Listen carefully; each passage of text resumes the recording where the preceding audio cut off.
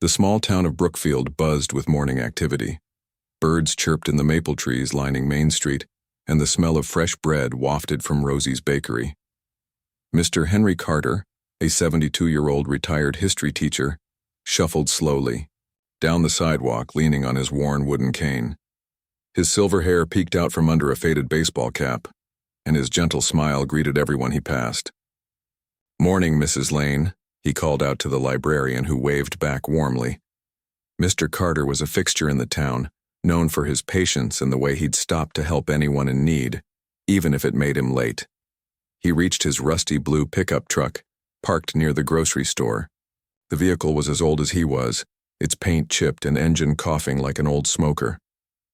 Mr. Carter winced as he climbed in, his knees creaking. He adjusted his glasses and started the engine, which sputtered to life. As he backed out of the parking spot, the truck's bumper barely grazed the curb. It was a tiny scrape, harmless, but loud enough to catch the attention of Officer Rick Daines. Officer Daines leaned against his patrol car across the street, sipping coffee. He was a broad-shouldered man in his 40s with a buzz cut and a permanent scowl. The townsfolk avoided him. He had a reputation for picking fights over minor issues. Last month, he'd yelled at a teenager for skateboarding near the post office. The month before, he'd threatened to ticket Mrs. Patel for her overgrown roses. Now his eyes narrowed as he watched Mr. Carter's truck. "Hey!" Daines barked, slamming his coffee cup on the hood of his car. He marched over, boots thudding. Mr. Carter rolled down his window, his hands trembling slightly. "Good morning, officer. Lovely day, isn't—" "You think parking rules don't apply to you?" Daines interrupted, leaning into the window. His breath smelled of stale coffee. "You damaged public property." Mr. Carter blinked. "Oh, I'm so sorry, it was an accident. The curb, it's just a little scratch." "Just a scratch?" Daines sneered. "You seniors always play the oops card." Out of the truck, now. A few shoppers paused to watch. Mr. Carter hesitated, clutching his cane. "Officer, please, I didn't mean to." Daines yanked the driver's door open. "Out. Now. Or I'll add resisting arrest to your list." Mr. Carter's heart raced as he awkwardly stepped down, his cane clattering to the ground. Daines grabbed his arm, twisting it behind his back. The old man gasped, pain shooting through his shoulder. "Please, you're hurting me." "Hurting you?" Daines laughed coldly. A teenage boy filming the scene froze when the officer glared at him. "This is what happens when you disrespect the law." He slapped handcuffs on Mr. Carter's thin wrists, ignoring the man's whimper. The crowd murmured but stayed silent. Everyone knew Daines had a short fuse. Inside the grocery store, a young cashier named Mia watched through the glass doors, her hands shaking. She'd known Mr. Carter since she was a kid. He'd tutored her in math when she'd nearly failed 6th grade. Without thinking, she pulled out her phone and dialed the number Mr. Carter had once scribbled on a receipt. "If you ever need anything," he'd said, "call my son Jake." The line rang twice before a deep, calm voice answered. "Hello? Jake? It's Mia from Brookfield Grocery," she whispered, ducking behind a shelf. "Your dad, he's in trouble. Officer Daines is arresting him for nothing. You need to come quick." There was a beat of silence. Then, "I'm on my way." Outside, Daines shoved Mr. Carter toward the patrol car. The old man stumbled, his glasses slipping down his nose. "Walk faster," Daines snapped, shoving him again. Mr. Carter's knees buckled and he fell against the car door, his cheek hitting the metal. "Are you okay?" a woman in the crowd dared to ask. Daines spun around, red-faced. "You want to join him? No? Then shut it." Mr. Carter's eyes watered, but he bit back tears. He wouldn't give Daines the satisfaction. As the officer roughly pushed him into the back seat, Mr. Carter glanced at the grocery store. Mia stood in the doorway, phone still in hand, her face pale. He gave her a tiny, shaky smile, a silent thank you. The patrol car sped off, leaving tire marks on the asphalt. The crowd dispersed, buzzing with anger but too afraid to act. Mia stayed frozen, praying Jake would arrive soon. 20 minutes later, a black SUV screeched into the parking lot. A tall man in a plain green t-shirt and military boots stepped out. His sharp blue eyes scanned the area, and his jaw tightened when Mia ran up to him.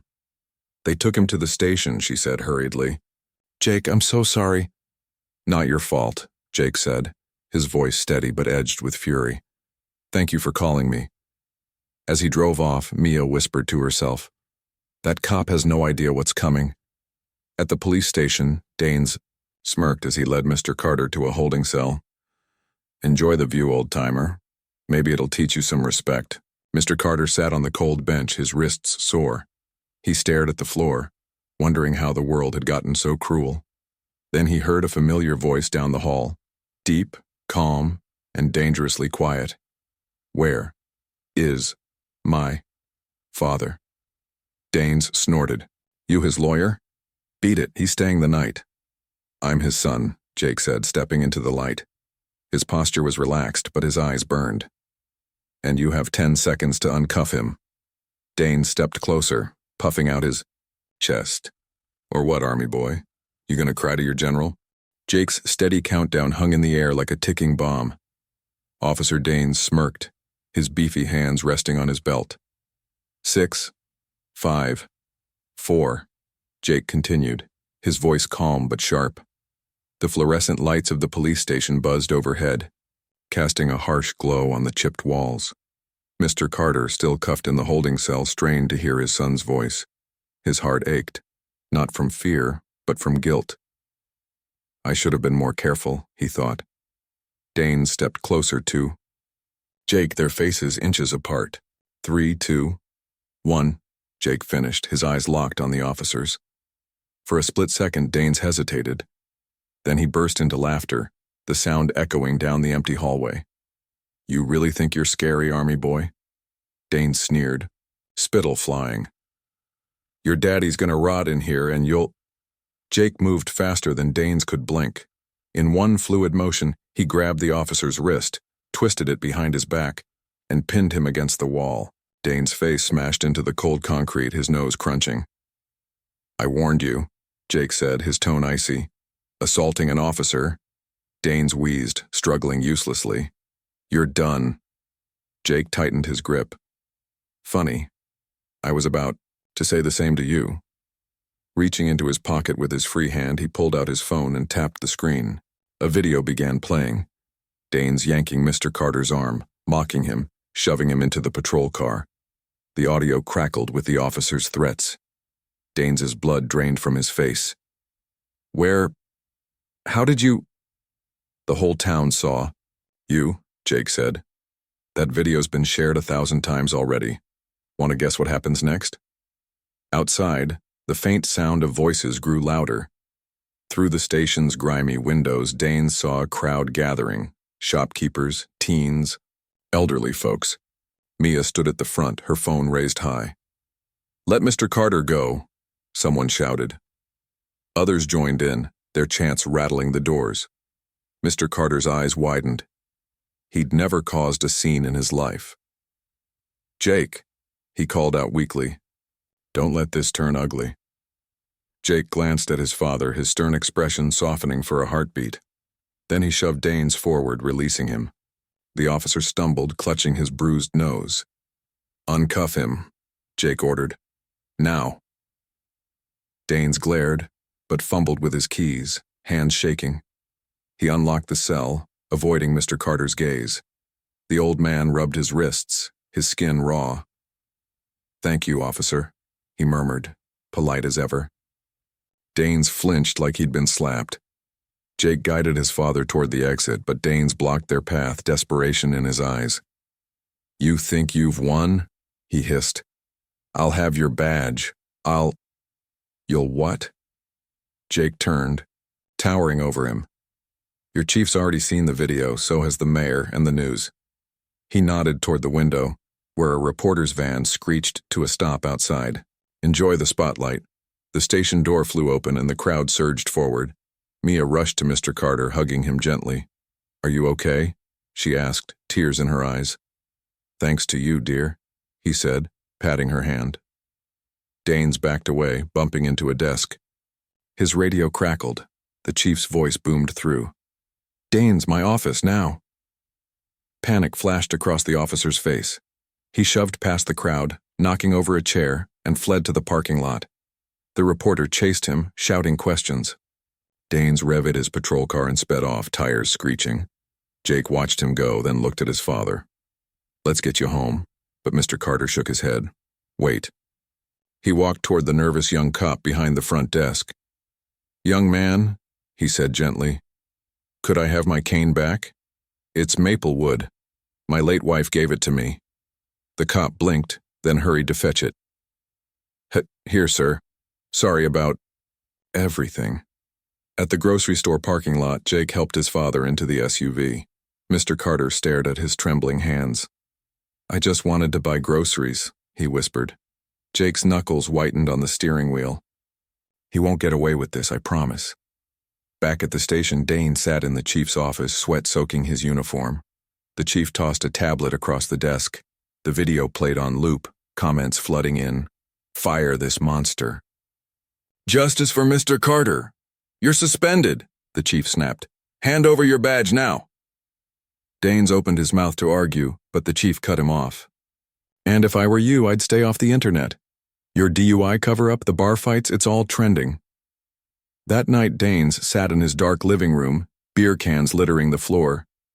His phone buzzed nonstop. Angry texts, missed calls from his fiancée, news alerts. A notification popped up. "Veteran exposes bully cop. Watch the viral video."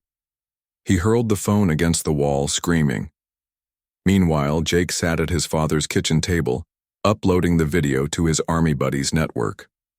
By midnight, it was everywhere. Mr. Carter dozed in his armchair, oblivious to the storm. Jake draped a blanket over him, whispering, "Rest, Dad. Karma's just getting started." The next morning, Brookfield woke up to chaos. News vans clogged Main Street, reporters shouting into microphones. The viral video played on every TV screen. Danes' sneering face, Mr. Carter's quiet dignity. Social media exploded with outrage.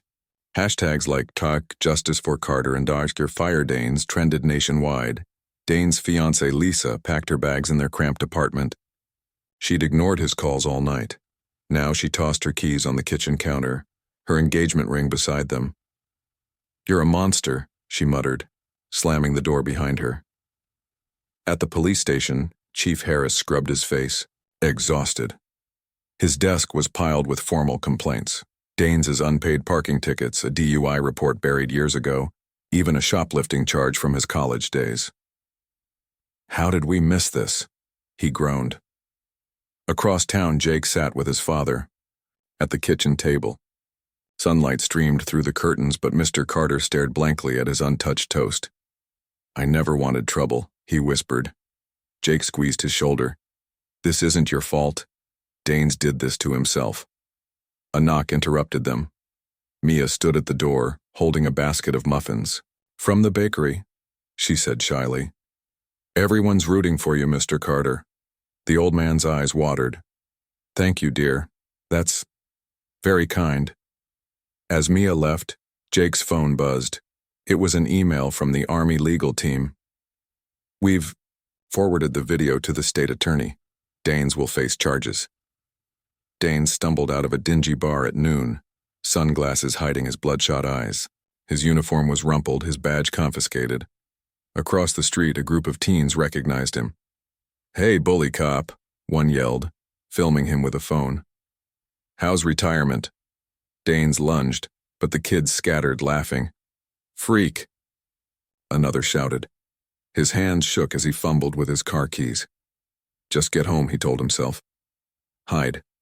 But home was worse. Angry messages covered his porch in red spray paint. Tyrant, and where's your badge now? Inside, his fridge was empty, the power cut off. He grabbed a half-empty whiskey bottle and collapsed on the couch. By afternoon, the town hall meeting was packed. Jake stood at the podium, Mr. Carter beside him. The crowd cheered as Jake announced, "We're starting a community watchdog group. No more bullies and badges." Mr. Carter added softly, "And we'll open a free tutoring center for kids who need help." The room erupted in applause. Danes watched the live stream on his cracked phone, his face twisting. Heroes, he slurred to the empty room. They're frauds. He smashed the bottle against the wall, glass shattering. 2 days later, Danes shuffled into court unshaven and reeking of alcohol. The judge glared at the video evidence. Harassment, assault, abuse of power, and this? She slapped a file, his hidden DUI. 6 months community service, probation, and a $10,000 fine. Danes' lawyer whispered, "Take the deal, or it's jail." Outside, reporters mobbed him. "Any apology for Mr. Carter?" One shouted. Danes shoved a camera away, snarling, "Get off me." The clip went viral. Again. That night, he trashed his apartment. Broken furniture, torn photos, shattered mirrors. He screamed until his voice cracked, "I'm not the villain here." But no one was listening. Meanwhile, Mr. Carter tutored kids at the new community center. His gentle patience turned even the rowdiest teens into eager learners. "Math's not scary," he'd say, grinning. "Unlike my cooking." Jake trained volunteers for the watchdog group, teaching them how to document police interactions. "Film everything," he said, "but stay calm, like my dad." Mia joined both teams, handing out flyers by day and studying law books by night. "Mr. Carter saved me," she told Jake. "Now I'll save others." Weeks passed. Autumn leaves covered Dane's filthy porch. He avoided stores, surviving on gas station snacks. His fine drained his savings. Community service meant scrubbing graffiti in a neon vest while kids mocked him. One icy morning, his supervisor ordered, "Clean the soup kitchen parking lot." Danes froze. The soup kitchen was Mr. Carter's project. "I'm not going," he muttered. "Then jail." The supervisor shrugged. Grinding his teeth, Danes grabbed a broom. He kept his head down, but his hands trembled when he heard a familiar laugh inside the kitchen. Mr. Carter carried a tray of sandwiches, joking with volunteers. Spotting Danes, he paused. The room fell silent. Danes braced for a sneer, a slap, something. But Mr. Carter walked over, offering a sandwich. "Hungry, son?" The word son stung. Danes stared at the food. Why are you nice?" Mr. Carter's smile faded. "Because hate only hurts the hater. Here." He set the sandwich on a nearby bench and walked away. Danes didn't touch it. But that night, for the first time in months, he cried. Jake found his dad washing dishes at the kitchen. "You okay?" Danes didn't. "He's broken, Jake." Mr. Carter sighed. "Angry people always are." Jake shook his head. "Doesn't excuse what he did." "No," Mr. Carter agreed. "But everyone deserves a chance to change." Outside, Danes sat in his cold car, staring at the uneaten sandwich. He drove to the river ready to toss it in, but stopped. Instead, he took a bite. It tasted like guilt and hope. Danes returned to the soup kitchen the next day, his neon vest itching his neck. The supervisor tossed him a trash bag. Litter duty, and no slacking. The winter air bit his cheeks as he picked up crumpled napkins and soda cans near the parking lot. Inside, laughter spilled out. Mr. Carter teaching kids math using cookie fractions. Danes' stomach growled. He hadn't eaten since the sandwich. Suddenly, a voice hissed, "You." He turned. A middle-aged woman glared at him, her eyes red-rimmed. Danes recognized her, Mrs. Riley, whose son he'd arrested for loitering last summer. "My boy's in juvie because of you," she spat. "You ruined his life." Danes froze, the trash bag slipping from his hand. "I was just doing my job." "Your job?" Mrs. Riley laughed bitterly. "Your job was to help people." She stormed off, leaving him staring at his scuffed boots. At lunch, volunteers handed out chili, bowls. Danes lingered at the edge, head down. Mr. Carter spotted him. "Join us, son. Warm up." "I'm not your son," Danes muttered, but his feet moved anyway. He sat alone at a far table, hunched over his bowl. The chili burned his throat. Or maybe it was shame. Jake walked in, carrying a crate of donated blankets. His smile faded when he saw Dane's. "What's he doing here?" Mr. Carter patted Jake's arm. "He's part of the cleanup crew." "He doesn't belong near you," Jake growled, marching over. Dane stood, fists clenched. "Problem, Sergeant?" "Yeah, you." Jake's voice stayed low, but his eyes blazed. "One wrong move, and I'll make sure you finish your service in a jail cell." Mr. Carter stepped between them.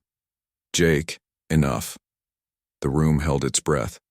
Finally, Jake backed, off, shooting Danes a warning look. Later, Dane scrubbed graffiti off the soup kitchen's back wall. The spray-painted words "bully cop" dripped red like blood. His hands shook, the scrub brush scraping his knuckles raw. A kid's voice piped up, "Need help?" Danes turned. A boy, maybe 10, stood there, hoodie too big, cheeks smudged with dirt. Danes grunted. "Beat it." The kid shrugged, grabbing a sponge. "I'm Miguel. I come here because my mom works nights." He scrubbed beside Danes, humming off key. "Why are you here?" Danes asked awkwardly. Miguel's smile faded. "You arrested my brother once, but Mr. Carter says nobody's all bad." He pointed at the fading graffiti. "Even you." Danes' throat tightened. He scrubbed harder. Days turned into weeks.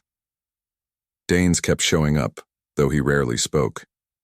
He fixed leaky sinks, mopped floors, and avoided eye contact. One freezing afternoon, Mr. Carter tripped while carrying a heavy pot. Danes caught him before he fell. "Thank you," Mr. Carter said, startled. Danes quickly let go. "Just be careful." Miguel started following him during cleanup, chatting nonstop. "Why'd you become a cop? You ever have a dog?" Danes ignored him until Miguel asked, "You got kids?" "No," Danes snapped. Then softer, "Almost did." Miguel nodded like he understood. "Mr. Carter's kinda like a dad to everyone, even you." "Shut up," Danes muttered, but without heat. One night, Danes found a note taped to his apartment. "Torsireer, community service extended. Report to the winter shelter." The shelter was packed, families huddling under thin blankets. Danes hauled in firewood, his back aching. A toddler wailed, and a young mother rocked her, exhausted. Mr. Carter waved Danes over. "Could you hold her? I need to help with the soup." Danes recoiled. "I don't do kids." "She's just cold," Mr. Carter said, placing the sniffling girl in Dane's arms before walking off. The toddler stared up, tears glistening. Danes awkwardly patted her back. Don't cry." To his shock, she giggled, grabbing his scruffy beard. "Tickles." Mr. Carter watched from across the room, hiding a smile. After closing, Danes lingered by the door. Mr. Carter handed him a thermos. "Hot cocoa, for the road." Danes stared at it. "Why, keep helping me?" Mr. Carter's gaze softened. "Because someone once gave me a second chance, too." "Who?" "My wife." He touched his wedding ring, worn thin. "I was angry after the army lost, bitter. She saw the good in me even when I couldn't." Danes looked away. "I'm not like you." "Not yet," Mr. Carter said gently. "But you're trying." The next morning, Danes arrived early. Miguel waved him over to a table. "Help me with homework. I don't get fractions." Danes frowned. "Ask Mr. Carter." "He's busy, please." Groaning, Danes sat. He sketched a pizza on napkin. "1 slice is 1/8, 2 slices are 2/8. Simplify it, that's 1/4. Miguel's eyes lit up. "Oh, like cutting loot," Danes snorted. "Sure, kid, Mr. Carter." Watch them, his heart warm. Even Jake paused, surprised, as he dropped off supplies. That night, Danes sat in his silent apartment. The thermos sat on his table, still half full. He opened his laptop, typing with stiff fingers. How to expunge a criminal record. Miguel's brother, he learned, was eligible for a clean slate if he attended rehab. Danes printed the forms, leaving them anonymously at Mrs. Riley's door. On his way home, he passed the river where he'd almost thrown the sandwich months ago. The moon glowed on the water, For the first time in years, Danes didn't feel like screaming. At the shelter, Mr. Carter found a donation envelope with $500 cash, Danes' last savings. The note read, "For the kids. R." Jake raised an eyebrow. "You trust him now?" Mr. Carter tucked the envelope away. "Trust takes time, but hope, that starts with a single step." Outside, Dane scrubbed graffiti alone. This time it read, "Karma wins." He sprayed over it, painting a shaky sun instead. Miguel brought him a cookie. "It's 1/4 of mine, get it?" Spring arrived in Brookfield, painting the town in pastel blossoms. Danes' neon vest now felt familiar, his calloused hands proof of months of scrubbing walls and hauling supplies. He still kept to himself, but the glares from townsfolk had softened to wary nods. Even Mrs. Riley muttered a grudging morning when he fixed her fence. One afternoon, Miguel dragged Danes to the community center. "Mr. Carter's doing a science thing. You gotta see." Inside, kids crowded around a table where Mr. Carter demonstrated volcanoes with baking soda and vinegar. Lava foam spilled over, and the room erupted in giggles. Danes hovered near the door, arms crossed. Miguel tugged his sleeve. "Help me build mine?" "I don't do crafts," Danes grumbled, but Miguel shoved a bottle of glue into his hands. Mr. Carter watched Danes awkwardly tape cardboard together, his rough fingers fumbling. "Need a hand?" he asked. "I'm fine," Danes muttered. Gluing his thumb to the volcano, Miguel snorted. "Epic fail, dude." Danes hid a smirk, prying his thumb free. Later, Danes mopped the center's floors when shouts erupted outside. A man in a leather jacket shoved a teenager against a wall, Miguel's older brother Luis, fresh out of juvie. "You owe me $50, punk," the man snarled. Luis trembled. I don't have it." Danes dropped the mop. His pulse roared. "Walk away. It's not your problem." But Luis's terrified face mirrored Miguel's. Before he could think, Danes stormed outside. "Back off," he growled, stepping between them. The man laughed. "Who were you, his babysitter?" Danes' old rage flared, but he clenched his fists. "Not this time. Walk away, now." The man swung. Danes ducked, grabbing his wrist and twisting it, a move he'd used 100 times as a cop. The man yelped, crumpling. Okay. Louis stared wide-eyed. Why'd you help me?" Danes let the man go, watching him flee. "Just tell your brother to stay out of trouble." At the soup kitchen, Mr. Carter coughed into his sleeve. His face pale, Jake noticed. "Dad, you're overdoing it. Go home." "I'm fine," Mr. Carter insisted, but his hands shook as he stirred a pot. Danes walked in, freezing when he saw Jake. They hadn't spoken since the shelter. Jake eyed him, then nodded curtly. "You fixed Luis's problem." "Not a problem," Danes mumbled. "Just a guy." Jake studied him. "Luis said you didn't hit back." "Why?" Danes shrugged. "Doesn't fix anything." Mr. Carter smiled faintly before coughing again. That night, Danes found Miguel sitting alone on the playground. "Luis told me what you did," Miguel said, kicking pebbles. "Thanks." "Whatever." Danes sat beside him. "Why's your brother mixed up with creeps?" Miguel's lip quivered. "Mom's sick, we need money." Danes stared at the stars. "I know a guy who hires for odd jobs. Honest ones." Miguel's eyes lit up. "Really? If your brother stays clean." "He will. I'll make him." Danes stood, tossing Miguel a candy bar from his pocket. "Eat. You're too skinny." Days later, Mr. Carter collapsed at the community center. Jake carried him to a chair, panic rising. "Dad, we're going to the hospital." "No fuss," Mr. Carter wheezed. "Just tired." Danes, mopping nearby, froze. Memories flashed, his own father's last days, wasted in anger. Without a word, he fetched Mr. Carter's cane and water. Jake's glare softened. "Thanks." At the hospital, doctors said Mr. Carter needed rest. "Stress," they warned. "No more late nights." Jake drove him home, guilt gnawing his gut. I'll handle the center. You sleep.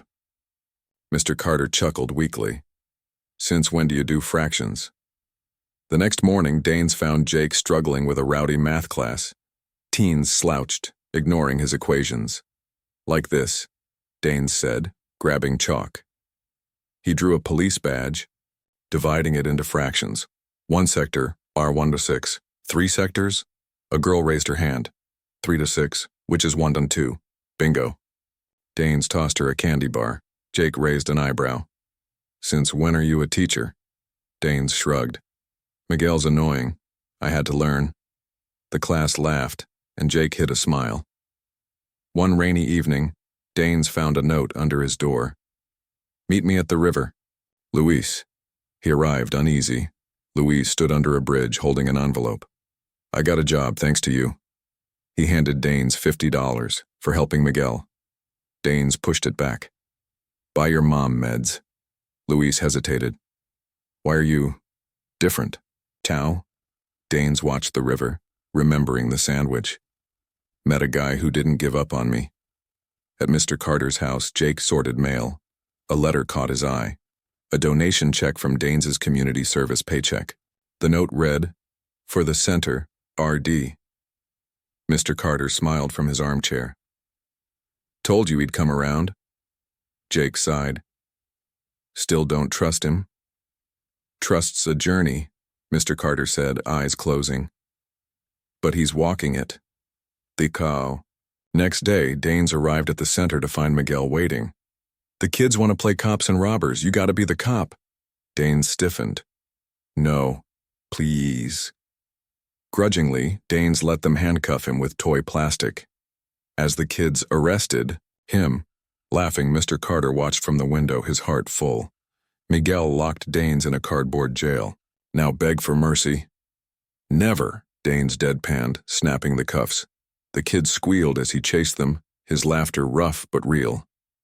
Jake leaned against the door frame, shaking his head. Never thought I'd see that. Mr. Carter winked. Karma works in funny ways.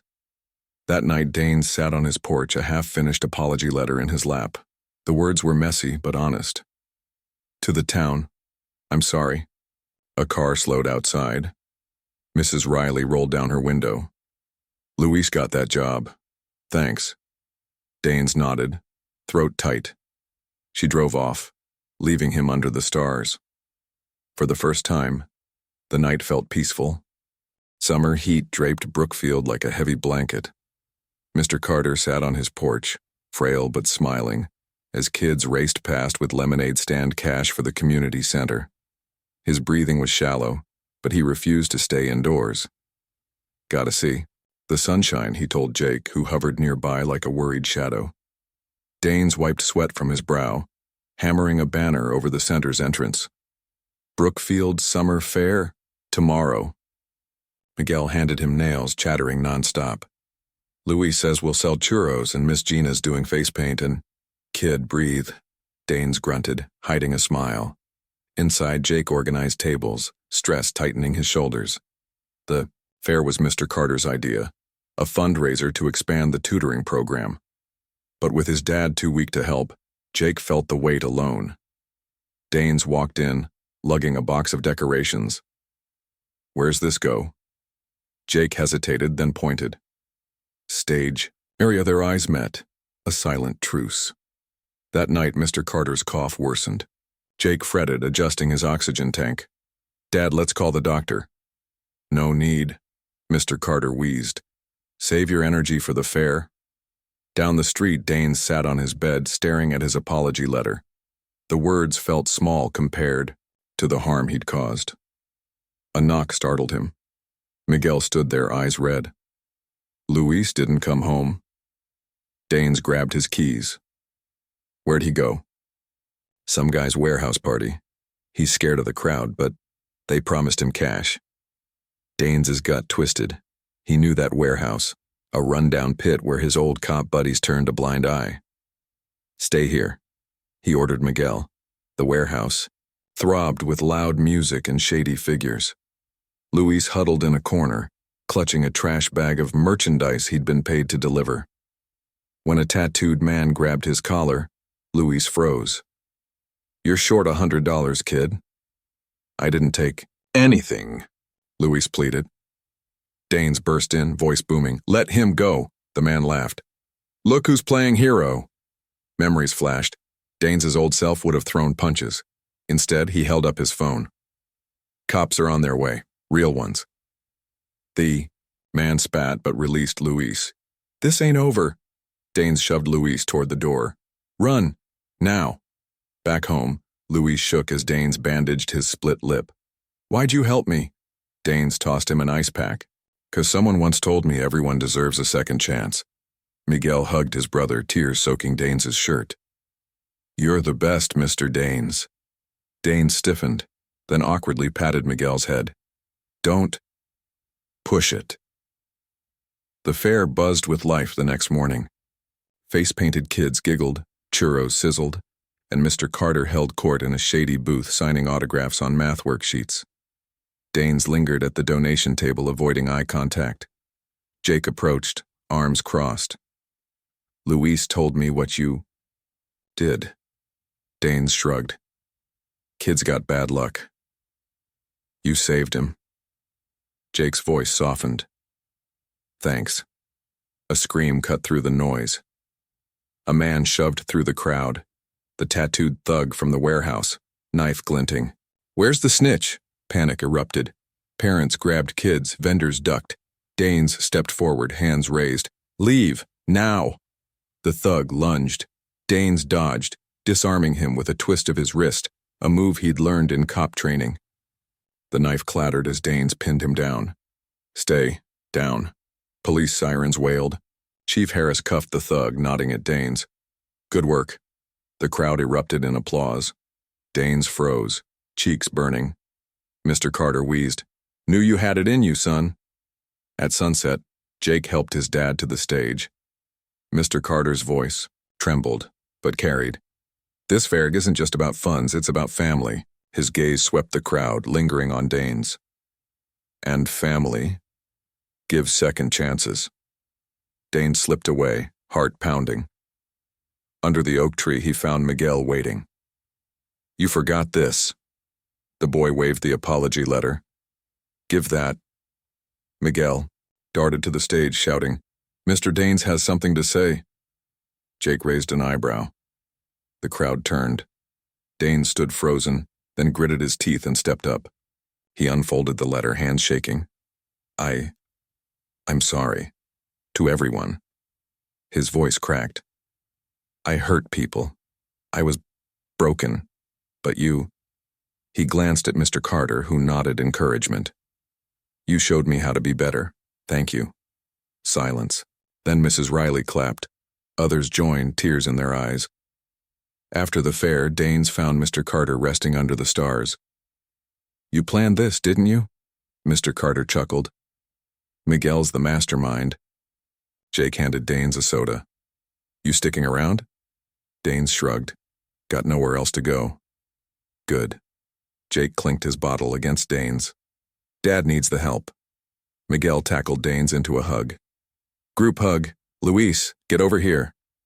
Luis groaned but joined, squishing Danes until he fake gagged. All right. Mr. Carter watched, eyes glistening. Karma, he thought, wasn't about punishment. It was about finding your place and the people who help you belong. Autumn leaves painted Brookfield in gold and crimson, but the air carried a chill. Mr. Carter's breathing grew shallower, his time spent mostly in bed by the window, watching kids walk to the community center. Jake rarely left his side, his military posture crumbling under sleepless nights. Danes took over the center's daily chores, stocking shelves and tutoring math. Parents still side-eyed him, but kids like Miguel clung to his side. "Mr. Danes, help me divide this," Miguel would shout, waving a pizza-themed worksheet. "Again?" Danes groaned, but he'd kneel beside the boy, explaining fractions with exaggerated sighs. One morning, Mrs. Riley cornered Danes at the soup kitchen. "My sister's boy, Tommy, he's skipping school, thinks he's too cool for math." She thrust a crumpled photo into Danes' hand. Talk to him. Danes stared at the teen's sneering face. And why me? Because you get it, Mrs. Riley said bluntly. Tommy slouched against the skate park wall, cigarette in hand, when Danes approached. Beat it, old man. Danes snatched the cigarette, crushing it under his boot. Your aunt's worried, Tommy scoffed. You're the ex-cop loser. What you gonna do, arrest me? Nah. Danes pulled out Tommy's report card. All Fs. But I'll make you a deal. Pass one math test and I'll buy you a new skateboard. Tommy's eyes narrowed. Why? 'Cause I owe someone, Danes said, walking away. At Mr. Carter's house, Jake struggled to lift his dad into a wheelchair. We're going to the center. Fresh air'll help. Mr. Carter winced. Jake, I'm okay here. No, you're not. Jake's voice cracked. He'd spent years protecting others. Why couldn't he save his own father? Danes arrived, carrying groceries. Need help? Jake hesitated, then nodded. Together, they gently lifted Mr. Carter, his frail body light as a bird. Thanks, son, Mr. Carter whispered to Danes. Jake looked away, throat tight. Tommy surprised everyone by showing up at the center. He slouched at a back table, doodling skulls on his notebook. Danes tossed him a test. Do it. Make me, Tommy sneered. Danes leaned in, voice low. I fought guys twice your size. You're nothing. But that skateboard deal still stands. Tommy glared but picked up a pencil. Later, Danes checked the test. 53%. He circled the score in red. You passed. Tommy blinked. That's an F. Nah, it's an F+.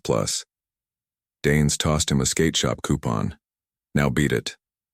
Tommy left, hiding a grin. Mr. Carter's bad days outnumbered the good. One rainy evening, he gripped Jake's hand. Promise me, you'll keep the center alive. Jake swallowed tears. I promise. And look out for Danes. He's family now. Jake nodded, though the words stung. Downstairs, Danes fixed a leaky faucet, Miguel chattering beside him. Mr. Carter's weak voice carried down. Danes, come here. Danes entered, wiping grease off his hands. Mr. Carter pressed a key into his palm. For the center. You're in charge when Jake's busy. Danes stared at the key. I don't deserve this. Yes, Mr. Carter said simply. You do. Winter's first snow silenced Brookfield. Mr. Carter passed quietly in his sleep, Jake holding his hand. The town mourned, leaving flowers and math-themed cards at his porch. At the funeral, Danes stood at the back, shoulders hunched. Jake approached, eyes red raw. He wanted you to have this. He handed Danes his father's worn leather journal. Inside were notes. Danes fixed the sink today. Proud of him. Miguel aced his test. Danes doing. Danes shut the journal, face crumpling. Days later, Tommy skidded into the center, waving a test. 74%. Happy now? Danes grunted. Barely. Whatever. New skateboard, remember? Danes tossed him a keychain. Earn the rest. Tommy groaned, but stayed for tutoring. Miguel clung to Danes, silent and small. At dusk, he whispered, Is Mr. Carter in heaven? Danes stared at the stars. Yeah, annoying angels with math puzzles. Miguel laughed, tears mixing with giggles. Jake avoided the center, drowning in grief.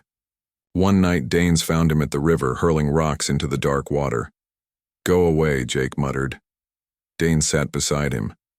Your dad, he talked about you nonstop. My boy, the hero. Jake's shoulders shook. I couldn't save him. You think that's what he wanted? Danes said roughly. He wanted you happy, not stuck being a hero. Jake finally broke, sobbing into his hands. Danes stayed silent, the moon their only witness. Spring returned. The community center thrived now with a Mr. Carter Memorial Library. Danes hung the old man's photo by the door, smiling gently. At the reopening, Tommy wheeled in a surprise, a bronze statue of Mr. Carter, funded by anonymous donations. The plaque read, "Teacher, friend, hero." Jake stared at Danes. "You did this?" Danes shrugged. "Town chipped in." Mrs. Riley hugged him, brief, awkward. "You're all right, Danes." That night, Danes sat on Mr. Carter's porch, journal in hand. The stars twinkled, and for once the world felt quiet, peaceful. Jake joined him, handing over a beer. "To Dad?" Danes clinked his bottle. "To second chances." Miguel's laughter echoed from inside, where Tommy taught him skateboard tricks. Somewhere, Mr. Carter smiled. Summer heat returned to Brookfield, but the community center buzzed with cool energy. Jake sat at Mr. Carter's old desk, now cluttered with budgets and repair bills. Donations had slowed and the roof leaked during storms. He rubbed his temples, staring at a red overdue notice. Danes walked in, balancing a toolbox and Miguel on his shoulders. "Kid's got a bug collection for the library," he grunted, dropping Miguel. "They're scientific specimens," Miguel protested, placing jars of beetles on a shelf. Jake forced a smile. "Great, just keep 'em sealed." Danes noticed the overdue notice. "Money trouble?" "We'll manage," Jake snapped, then sighed. A storm ripped the roof. Repairs cost $5,000. Danes whistled. "What's the plan?" "Plan?" Jake laughed bitterly. "Dad always had a plan. I'm just a soldier." Miguel tugged Danes' sleeve. "We can do a car wash." "Louis said his friends'll help." Danes smirked. "You scrubbing cars, you can't even wash dishes." Rude. The next day, Danes parked his rusty pickup in the center's lot. Luis and his crew set up hoses and buckets while Tommy blasted music from his skateboard speaker. A handmade sign read, "Car wash $10, fund the future." Mrs. Riley arrived first, slapping a $20 bill into Miguel's hand. "Wash my minivan and no scratches." By noon, the line stretched around the block. Danes scrubbed hoods, shirt, soaked, while Jake awkwardly hosed mud off tires. A sleek black car pulled up. Mayor Schultz rolled down her window. "Heard you're saving the center. Let's see your skills." Danes froze, recognizing her. She'd signed his termination papers years ago. She smirked. "Problem, Mr. Danes?" "Nope." He sprayed her bumper harder than necessary. Later, Jake counted cash, $3,100. Not enough. Danes wiped sweat off his neck. "There's another way." "No." Jake glared. "No shady deals, no favors. Dad wouldn't want that." Danes' jaw tightened. "You think I'd go back to that? I meant this." He tossed Jake a flyer. "Battle of the Bands, 5K prize." Tommy grabbed it. "My band can play." Louis snorted. "Your band sucks. Your face sucks." Jake massaged his temples. "We need a real plan." Danes pointed at Tommy. "You, guitar solo. Tomorrow." The Battle of the Bands was packed. Tommy's group, the Fractions, tuned their guitars backstage. Danes adjusted Tommy's mic. "Don't choke." "You choke," Tommy snapped, but his hands trembled. Jake stood in the crowd, arms crossed. The first band's punk rock drowned out his doubts. The Fractions took the stage. Tommy's voice cracked at first, but when Luis joined on drums, the crowd cheered. Miguel held up a sign, "Mr. Carter loves you," with a doodle of Danes scrubbing cars. Danes hid a laugh. Jake's stern face finally cracked a smile. They came. In second, $2,500. "Almost there," Danes said. Jake hesitated, then handed him a wad of cash. "My savings. For the roof." "You sure? Dad would have done it?" The next morning, banging echoed from the center's roof. Jake rushed outside to find Danes hammering shingles, shirtless and sunburned. Luis held the ladder. "Danes paid my crew to help," Luis said, "with his money."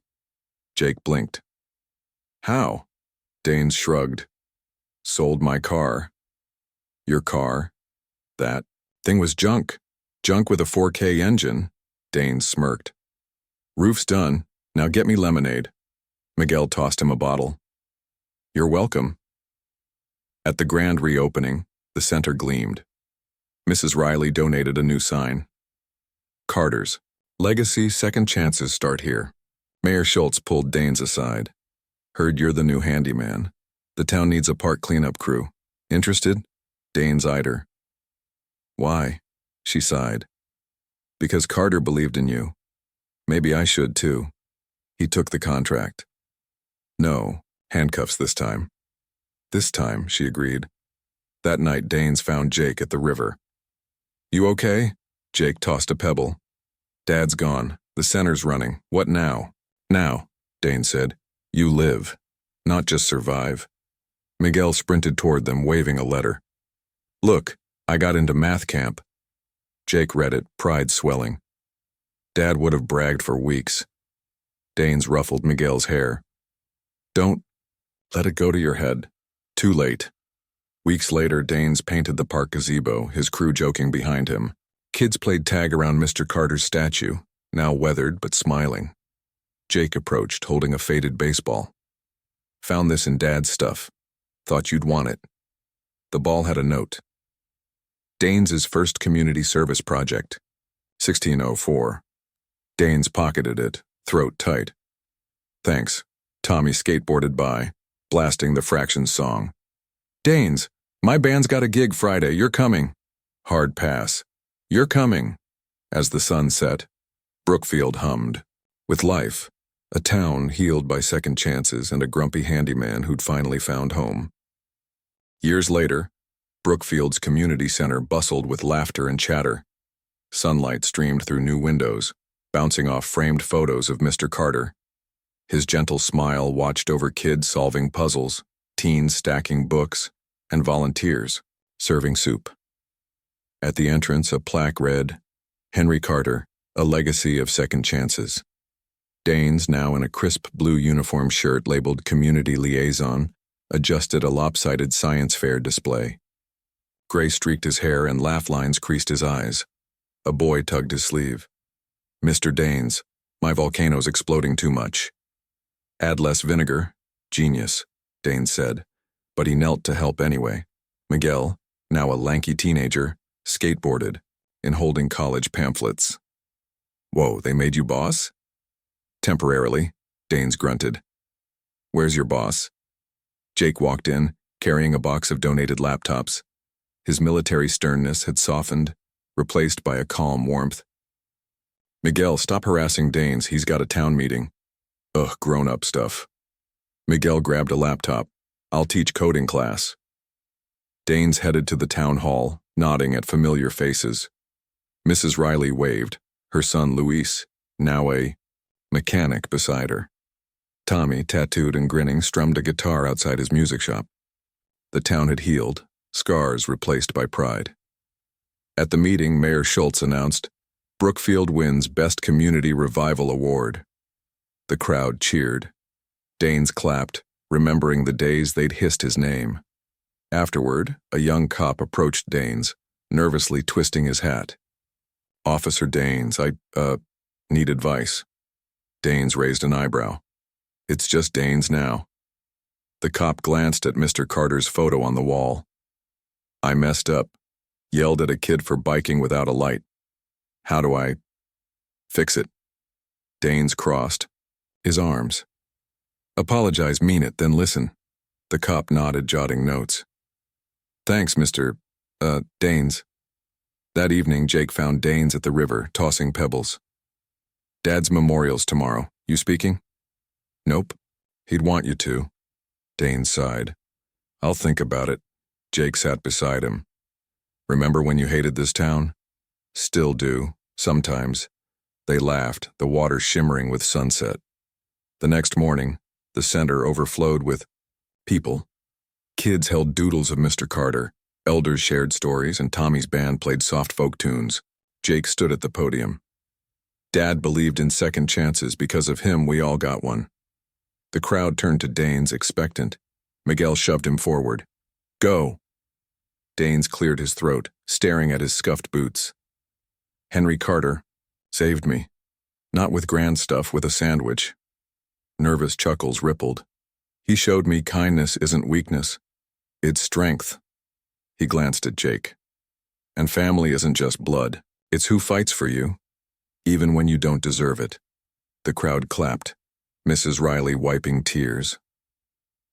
Afterward, Danes lingered at Mr. Carter's statue. A girl tugged his sleeve, a younger version of Mia, the grocery clerk who'd called Jake years ago. "Are you the cop who turned nice?" Danes crouched. "Nah, just a guy who got lucky." At dusk, Jake and Danes locked the center. Miguel skateboarded ahead, yelling, "Race you to the diner!" Jake chuckled. "He's applying to colleges, wants to study, get this, community service." Danes groaned. "Kid's gonna be insufferable." "Takes after you." They walked, past Rosie's bakery, now run by Luis's wife. The scent of fresh bread wrapped around them, warm and familiar. Danes paused. "You ever miss the army?" Jake shook his head. "This, fixing things, watching kids grow? This is better." Miguel zoomed back, breathless. "Old Mrs. Lane fell, help." They sprinted to the library, where the elderly librarian sat on the steps, giggling. "I'm fine. Just wanted company." Danes offered his hand. "Come on, troublemaker," as they walked her home, Mrs. Lane whispered. Henry would be proud. Later, Danes sat on his porch, Mr. Carter's journal in hand. A sticky note fell out, Miguel's childish scribble. "You are okay." He smiled, watching fireflies dance over the town. The past still ached, but the future glowed gentle and bright. Somewhere, Mr. Carter's laugh echoed in the breeze, a reminder that kindness never fades. It just grows, one second chance at a time.